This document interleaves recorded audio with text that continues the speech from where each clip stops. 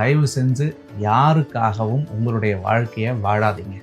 அடுத்தவங்க உங்கள் வாழ்க்கையில் இன்ஃப்ளூயன்ஸ் பண்ணாலும் சரிதான், உங்கள் வாழ்க்கையை அவங்களுடைய வாழ்க்கையை மாதிரி இருக்கணும்னு சொல்லி பல விஷயங்களை பல பேர் புகுத்துவாங்க.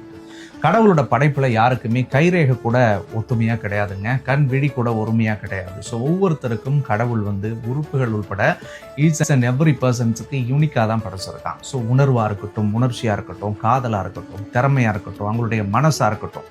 ஸோ ஒருத்தவங்க இப்படி வாழ்ந்துட்டு இருக்காங்க அப்படின்றதுனால அவங்கள வச்சு அடுத்தவங்களையும் டார்கெட் பண்ணி அவங்களும் இப்படியே இருக்கணும் அப்படியே இருக்கணும்னு நினச்சி உங்கள் மீது யாராவது திணித்தால் தயவுக்கு அந்த நபர்கள்லாம் புறந்தள்ளுங்க.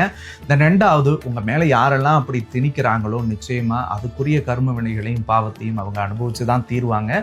யாரையும் யாருக்காகவும் உங்களை நிரூபிக்கணும்னு சொல்லி எந்த நேரத்திலும் நீங்கள் நினைக்க தேவையில்லை. ஸோ கடவுளோட அருளோடு ஆண்டவன் துணையோடு நீங்கள் இந்த உலகத்தில் பிறந்திருக்கீங்க. ஸோ உங்களுக்குன்னு ஒரு கோல் இருக்கும், உங்களுக்குன்னு ஒரு தாட்ஸ் இருக்கும். அந்த தாட்ஸோட செயல்களை எப்படி அமைச்சுக்கணுன்ற தகுதியும் உங்களுக்குள்ள கடவுள் கொடுத்திருப்பார். ஸோ அப்போ உங்களுக்குரிய பாதையை நீங்க தேர்ந்தெடுத்து உங்களுக்காக அந்த பாதையில வாழணும்னு சொல்லி நீங்க இன்னையிலிருந்து தொடங்குங்க. ஸோ நிச்சயம் உங்களுடைய வாழ்க்கை மிகப்பெரிய வெற்றியை பெறக்கூடியதாக இருக்கும்.